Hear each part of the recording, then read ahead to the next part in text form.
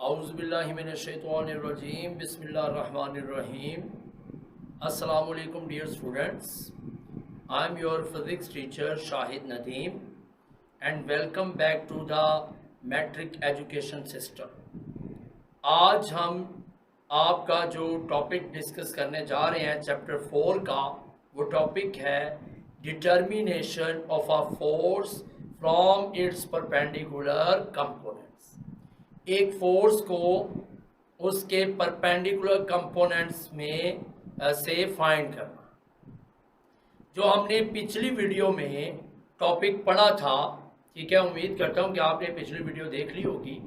उस वीडियो में जो हमने टॉपिक पढ़ा था, ये टॉपिक उस पहले वाले टॉपिक का उलट है, ठीक है। उसमें हमने ये डिस्कस किया कि हम एक फोर्स लेकर उसको उसके कंपोनेंट्स में कैसे स्प्लिट कर सकते हैं, रिजॉल्व कैसे कर सकते हैं, यानी एक फोर्स के कंपोनेंट्स कैसे बनाए जा सकते हैं। समझ आ रही बात की, ठीक है। लेकिन आज की वीडियो में हम ये बात डिस्कस करेंगे कि अगर हमें परपेंडिकुलर कंपोनेंट्स दिए हों तो हम परपेंडिकुलर कंपोनेंट्स को लेकर उनसे फोर्स कैसे फाइंड कर सकते हैं।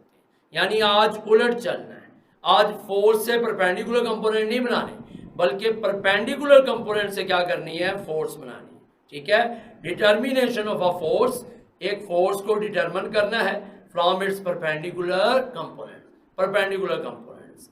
समझ आ रही बात की, ठीक है जी। तो consider F X and F Y, ठीक है, the perpendicular components of a force F. हम फर्ज कर लेते हैं कि दो कंपोनेंट एफ एक्स और एफ वाई हैं। जरा इधर गौर कीजिएगा, ठीक है। ये वाई एक्सिस है और ये एक्स एक्सिस है, X axis and Y axis, ठीक है। तो हमने दो परपेंडिकुलर कंपोनेंट लिए हैं। एक परपेंडिकुलर हमने, एक कंपोनेंट हमने एक्स एक्सिस के अलोंग लिया हुआ है, ठीक है। ये एक्स एक्सिस के अलोंग ये कंपोनेंट, ठीक है। ये कंपोनेंट हमने एक्स एक्सिस के अलोंग लिया है। इस कंपोनेंट को हमने एफ एक्स कह दिया। समझ आ रही बात की, ठीक है जी। इसको ओ पी का नाम दे दिया। और एक कंपोनेंट जो है ना, वो हमने वाई एक्सिस के अलोंग लिया हुआ है। ये ऊपर की तरफ, यहां से ऊपर की तरफ एक कंपोनेंट हमने ये लिया हुआ है, ठीक है। ये इसको ओ क्यू का नाम दे दिया, ओ क्यू। और ये वाई एक्सिस की डायरेक्शन में है, लिहाजा ये एफ वाई। अब इन दोनों के दरमियान ये देखें एंगल कितना है, ये 90 डिग्री, ठीक है। तो यही वो कह रहा है, consider F X and F Y as perpendicular components of force F. हमने एफ एक्स और एफ वाई को फोर्स एफ के परपेंडिकुलर कंपोनेंट्स के तौर पे लिया है। These perpendicular components fx and fy are represented by lines OP and PR respectively। लेकिन मैंने यहाँ पे अभी OQ और OP से शो किया है, ठीक है। ये बात की जा रही है इस डायग्राम की, जब उसको यहाँ से यहाँ शिफ्ट किया गया ऐड करने के लिए। समझ आ रही बात की, ठीक है। तो इस डायग्राम के मुताबिक देखें, पहले हमने एक्स एक्सिस पर OP लिया एफ एक्स कंपोनेंट, फिर हमने वाई एक्सिस पर OQ लिया एफ वाई कंपोनेंट, ठीक है। अब हमने इन दोनों कंपोनेंट्स को ऐड करके फोर्स निकालनी है, क्योंकि हमारा टॉपिक ही यही है। हमने कंपोनेंट्स लेकर फोर्स फाइंड करनी है। तो कंपोनेंट्स तो हमने ले लिए, एक एफ एक्स कंपोनेंट ले लिया एक्स एक्सिस की डायरेक्शन में, एक एफ वाई कंपोनेंट OQ ले लिया एफ वाई एक्सिस के डायरेक्शन। अब ये जो एफ वाई है, इसको एफ एक्स के हेड के साथ मिलाकर आपने इसको ऐड करना है। लिहाजा हम क्या करेंगे, एफ वाई की टेल को एफ एक्स के हेड के साथ मिलाकर वाई एक्सिस की डायरेक्शन में ड्रॉ कर देंगे, ठीक है। एफ वाई की टेल को एफ एक्स के हेड के साथ मिलाकर वाई एक्सिस की डायरेक्शन में ऊपर की तरफ वर्टिकली ड्रॉ करेंगे। ठीक है, अब ये इसको नाम पी आर का नाम दे देंगे। तो अब ये ओ पी और पी आर ये दोनों हेड टू टेल रूल से क्या हो रहे हैं, ऐड हो रहे हैं, और इनके दरमियान एंगल कितना बन रहा है, 90 डिग्री, यानी ये परपेंडिकुलर कंपोनेंट है। तो हमने परपेंडिकुलर कंपोनेंट को ऐड कर लिया, ओ पी में पी आर ऐड कर लिया। तो जब ये दोनों ऐड हो गए हैं, अब अगला काम इनका रिजल्टेंट निकालना है। रिजल्टेंट कैसे निकालते हैं, हेड टू टेल रूल में आपने पढ़ा है, लास्ट वेक्टर के हेड को फर्स्ट वेक्टर की टेल से मिला देना। समझ आ रही बात की? ठीक है, ये जो लास्ट वेक्टर का हेड है इसको फर्स्ट वेक्टर की टेल से मिला देना है, और इस रिजल्टेंट का हेड लास्ट वेक्टर के हेड के साथ बनाना है, टेल पहले वेक्टर की टेल के साथ मिलानी है। तो ये जो ओ आर क्या बन गया, ओ आर, ये ओ आर जो है ना, ये ओ पी और पी आर का रिजल्टेंट है। ओ आर ओ पी और पी आर का रिजल्टेंट है, क्योंकि ओ पी और पी आर को ऐड करने से ओ आर आया। ठीक है, तो पिछली स्लाइड में यही कह रहा हूं, समझ आ रही है? According to head to tail rule O R किसके बराबर है, O P plus P R, O P plus P R, यानी ओ आर कैसे आया, ओ पी और पी आर को ऐड करने से। ठीक है, ओ पी और पी आर को ऐड करने से क्या आया, O R. Thus O R will completely represent the force F, लिहाजा ये जो ओ आर है ये फोर्स एफ को रिप्रेजेंट कर रहा है, whose x and y components are fx and fy respectively, और इस फोर्स f के x कंपोनेंट fx है और y कंपोनेंट fy है। समझ आ रही है? तो इसका मतलब है कि ये जो f है, f किसके बराबर है, fx प्लस fy, क्योंकि fx और fy को ऐड करने से क्या है, fy है। तो fx प्लस fy किसके बराबर है, f के। ठीक है, तो क्या किया हमने पहले परपेंडिकुलर कंपोनेंट लिए, फिर उनका रिजल्टेंट निकाला, वो जो रिजल्टेंट आया वो फोर्स एफ है। हमने परपेंडिकुलर कंपोनेंट लेकर फोर्स एफ निकाल ली। अब हमने अगर फोर्स एफ निकाल ली है तो फिर इस फोर्स एफ की मैग्नीट्यूड भी हमें मालूम होनी चाहिए कि इस फोर्स एफ की मैग्नीट्यूड क्या है, और इसकी डायरेक्शन मीन ये एक्स एक्सिस के साथ एंगल कितना बना रही है, थीटा भी फाइंड करना है। फोर्स एफ की मैग्नीट्यूड भी फाइंड करनी है और फोर्स एफ की डायरेक्शन यानी थीटा भी फाइंड करना है। समझ आ रही बात की? ठीक है, तो कैसे निकालेंगे, the magnitude of the force F can be determined using the right angle triangle O P R. Right angle triangle बन गई ना ये आपके पास, ओ पी आर, ये एक राइट एंगल्ड ट्राइंगल है, क्योंकि एक एंगल इसका 90 डिग्री है। इस ट्राइंगल को यूज करके आपने फोर्स एफ की मैग्नीट्यूड और डायरेक्शन निकालनी है। मैग्नीट्यूड निकालने के लिए पाइथागोरस थ्योरम यूज करेंगे। पाइथागोरस थ्योरम पढ़ा हुआ है मैथ में। ठीक है, क्या होता है, hypotenuse square is equal to base square plus perpendicular square. समझ आ रही बात की?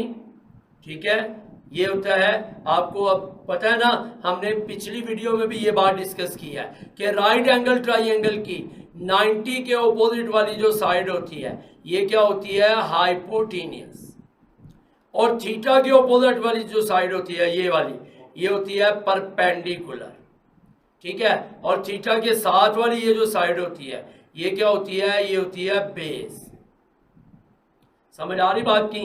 तो पाइथागोरस थ्योरम के मुताबिक, ठीक है, पाइथागोरस थ्योरम के मुताबिक हमें पता है कि हाइपोटेन्यूस का स्क्वायर किसके इक्वल होता है, इक्वल होता है बेस का स्क्वायर प्लस परपेंडिकुलर स्क्वायर। ठीक है, ये है Pythagoras theorem, hypotenuse square equals to base square plus perpendicular. तो हाइपोटेन्यूस ओ आर है। ठीक है, ये देखें, ओ आर हाइपोटेन्यूस है, ओ पी बेस है और पी आर परपेंडिकुलर है। ठीक है, तो ये देखें, O R hypotenuse O R का स्क्वायर, बेस ओ पी का स्क्वायर, परपेंडिकुलर पी आर का स्क्वायर। ठीक है। ओ आर किसको शो कर रहा है? एफ को। समझ आ रही है? ये देखें, ओ आर एफ को शो कर रहा है, ओ पी एफ एक्स को शो कर रहा है, पी आर एफ वाई को शो कर रहा है। समझ आ रही है? तो ओ आर क्या हो गया? एफ स्क्वायर, क्योंकि ओ आर का स्क्वायर है। ओ पी क्या हो गया? एफ स्क्वायर एक्स, क्योंकि ओ पी एफ एक्स को शो कर रहा है। पी आर क्या हो गया? एफ स्क्वायर वाई, क्योंकि पी आर एफ वाई को शो कर रहा है। अब आपने एफ निकालना है, एफ स्क्वायर नहीं, आप फोर्स की मैग्नीट्यूड फाइंड कर रहे हैं, एफ निकालना है। एफ निकालने के लिए क्या करेंगे? दोनों तरफ स्क्वायर रूट ले लेंगे, ठीक है। यानी यहां से ये आ जाएगा एफ स्क्वायर, इसका स्क्वायर रूट, और इधर square root F X square plus F Y square, ठीक है। अब इसका तो स्क्वायर रूट स्क्वायर से कैंसिल हो जाएगा, तो ये बचा एफ। क्या इनके भी कैंसिल हो जाएंगे? नहीं, बिल्कुल नहीं, ठीक है। ये मैथ का जो है ना वो एक रूल है कि जब तक दो वैल्यूज ऐड या माइनस नहीं हो जाती हम उनका स्क्वायर रूट अलग नहीं कर सकते।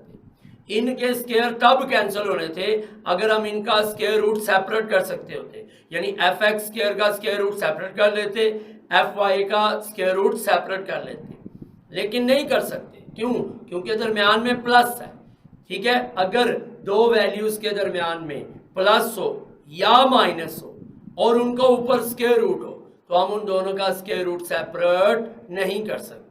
तो जब तक सेपरेट ना हो जाए तब तक ये कैंसिल नहीं होंगे, या जब तक ये दोनों ऐड ना हो जाए और ऐड होके एक सिंगल वैल्यू ना आए तब तक हम इसका स्क्वायर रूट स्क्वायर से कैंसिल नहीं कर सकते। इसलिए इसको ऐसे ही लिखा जाएगा, F is equal to square root F square X Y plus F square X, ठीक है। यहां एक्स आना है, ठीक है जी। ये मिस्टेक वाई दोनों में लिख दिया गया, F square X plus F square Y. तो ये फोर्स एफ की क्या आ गई है? मैग्नीट्यूड। क्लियर है? अब हम डायरेक्शन की बात करते हैं, और डायरेक्शन से मुराद वो एंगल थीटा है जो हमने निकालना है। समझ आ रही है? थीटा कैसे निकालेंगे? ठीक है, आपको याद होगा मैंने पिछली वीडियो में ट्रिग्नोमेट्रिक रेशोज पढ़ाई थी। वो 3 रेशोज याद हैं आपको? ठीक है, कौन कौन सी थी? एक रेशो थी परपेंडिकुलर ओवर हाइपोटेनियस, इसको क्या नाम दिया था इस रेशो को? साइन थीटा, ठीक है। और एक थी बेस, ठीक है, बेस ओवर हाइपोटेनियस, ठीक है, इसको क्या नाम दिया था? Cos theta. और एक थी परपेंडिकुलर, ठीक है, over base, perpendicular over base, इसको क्या नाम दिया था? इसको टेन थीटा, ठीक है। ये दोनों हमने पिछले लेक्चर में यूज की थी, ठीक है, क्या करने के लिए? एफ एक्स और एफ वाई की मैग्नीट्यूड निकालने के लिए। लेकिन ये जो तीसरी रेशो है ये डायरेक्शन फाइंड करने के लिए यूज होगी, ठीक है, टेन थीटा। तो टेन थीटा क्या होता है? Perpendicular over base, perpendicular P are है, बेस ओ पी है, ठीक है, और पी आर एफ वाई है, ओ पी एफ एक्स है। लेकिन हमने तो थीटा निकालना है, टेन इधर मल्टीप्लाई हो रहा है, इधर आके डिवाइड होगा। समझ आ रही है? यानी असल में ये स्टेप यूं आएगा, theta is equal to ten इधर आके ना, ठीक है जी, f Y over F x, ठीक है, टेन इधर आके डिवाइड हो गया, इधर मल्टीप्लाई हो रहा था, इधर आके हो गया डिवाइड। तो जब टेन को ऊपर लेके जाएंगे तो नीचे इसकी पावर 1 है, ऊपर जाके इसकी पावर क्या हो जाएगी? -1। तो theta is equal to tan inverse F Y over F X. तो ये फोर्स की डायरेक्शन यानी थीटा फाइंड करने का फॉर्मूला है, ठीक है, tan inverse F Y over F x, ठीक है। तो आज के टॉपिक में हमने क्या किया? हमने परपेंडिकुलर कंपोनेंट लिए, उससे फोर्स निकाली और फोर्स निकाल के फोर्स की मैग्नीट्यूड भी फाइंड की और उसकी डायरेक्शन भी फाइंड की, ठीक है जी। तो आज का टॉपिक यहाँ तक था, ठीक है।